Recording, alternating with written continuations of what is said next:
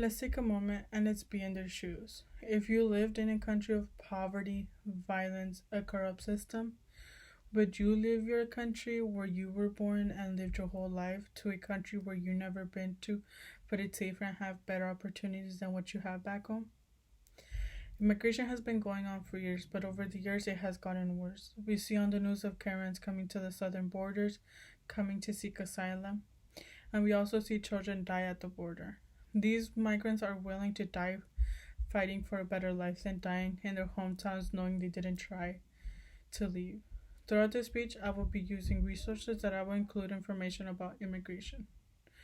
I will discuss why immigrants get turned away by U.S. officials, what's the cause of them for them leaving, and how we should find a solution. Right now, I will discuss the main problem of why it's hard to enter the United States. According to NPR, around 5,000 migrants are crossing every day.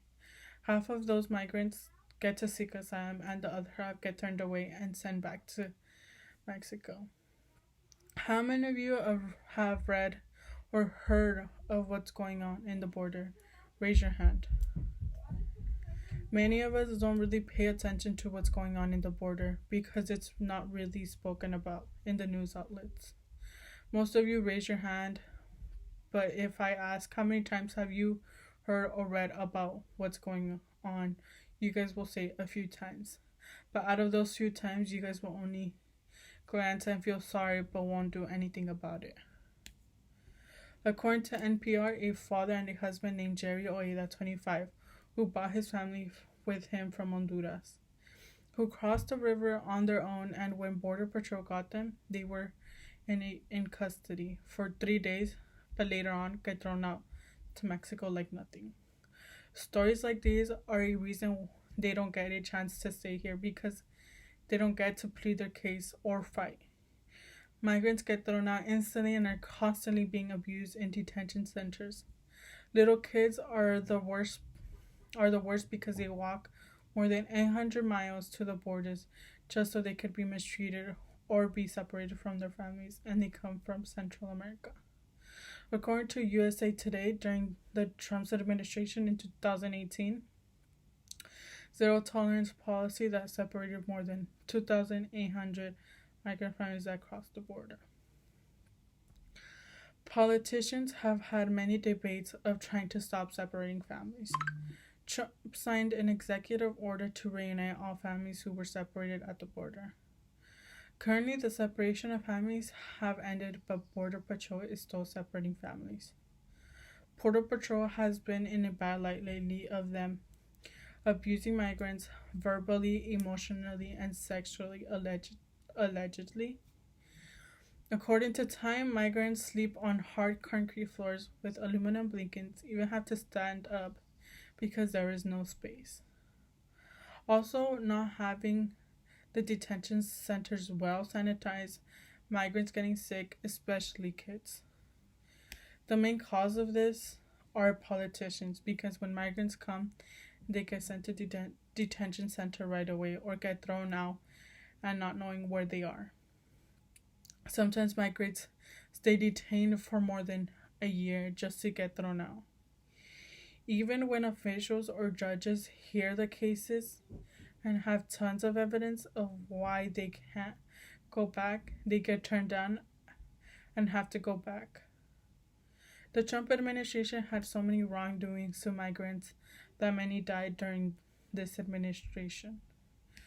Politicians, Border Patrol, or every person who is involved are responsible for every mystery that goes on in these detention centers. Now that we know why it's hard to enter the U.S., I'm going to talk about why are they so desperate to be in this country. Immigration always revolved around criminals coming to invade, but in reality, it's a different situation. Yes, there is criminals coming, but also there is families trying to fight a better future. For those people who are watching this video, do you think that the United States has opportunities? The U.S. has many opportunities for young teenagers to adults. One of the reasons migrants try so hard to leave the country is because of how corrupt the systems are in the country. According to World Vision, decades of civil war, political instability have been spanning the second half of the 20th century. Central America's political corruption causes immigrants to leave because they are not receiving the help they're supposed to. The citizens from these countries are being left to help themselves. If they report something that has happened to them, they get turned away or don't even try to listen. Violence is a big cause of immigrants leaving and not wanting to come back. According to World Vision, 77% of all murders in Central America are committed with a firearm. The people who suffer violence the most are women and are children. They're getting raped, tortured, and abused. Violence in these countries are horrible because they never get resolved and the perps never go to jail. Gang violence is the number one reason why many migrants flee Central America or Mexico. According to World Vision, Mara Salvatrucha and MS-13 are the most known gangs in Central America. These gangs are all over the world. These gangs send people of their own to go to the U.S., but end up sending back, which is a good thing. Criminals are getting sent back. According to World Vision, between 2000 to 2004, 20,000 convicted criminals were sent back to Central America. Many young teenagers or children only have two options: getting killed by a gang or police, or joining a gang. Overall, migrants don't do it because they want to.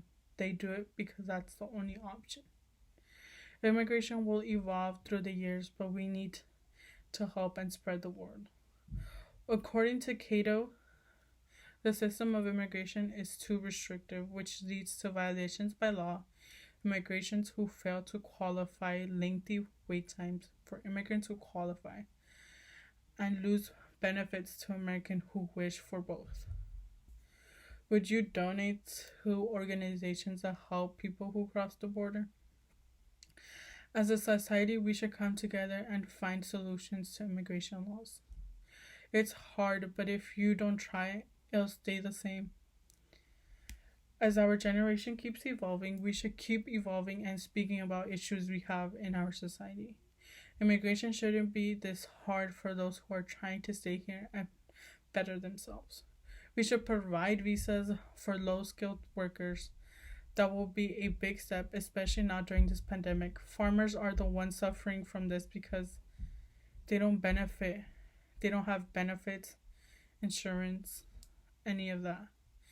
We could also donate to organizations who support farmers that are undocumented. Technology has also evolved through the years, which has helped spread awareness about immigration. Through social media, we see devastating videos of families being detained, to being separated from their families, and migrants dying.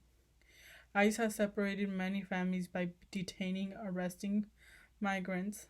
Many families are afraid that one day they will get deported just by walking down the street.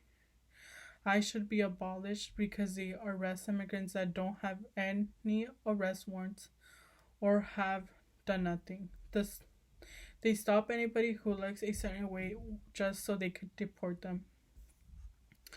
We could guarantee asylum seekers a path to stay here. They have every right to, because they are fleeing a country in which they don't feel safe from or in poverty. Reunite families that have not been able to reunite. Kids are scared because they don't know the person who they're with when they are transferred to Mexico or where they're from. Protect refugees who come to plead for help. Overall, there's still so many immigration laws that should be fixed and help society know about these situations. Immigration will always go on, but as it goes on, immigration laws should evolve, but in a greater way to help migrants. As we're talking about this as a society, We hope to see change in immigration laws, even for those who live in the U.S. and that are undocumented. Migrants have faith in coming here with fear and hope, with hoping to stay in the USA. As a society, we should spread awareness about immigration. Immigrants come here to fight for a better life. Migrants will die at the border, die at the detention centers, die on their way to the border, just so they could have a better future for their kids and themselves. I personally have parents who are undocumented, and it's scary living every day hoping they don't get detained one day.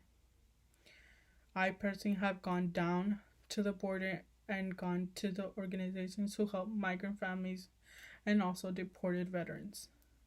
While I was down there, I heard a story of a veteran who was deported and was trying to go back to the US, where he fought for that country and promised citizenship. But they told him he couldn't go back. The only way he could go back was in a casket. A veteran who fought for them was only able to return back in a casket, which is devastating. Many migrants come here to seek opportunities, make sure their kids get the best education. They're willing to die fighting for a better life.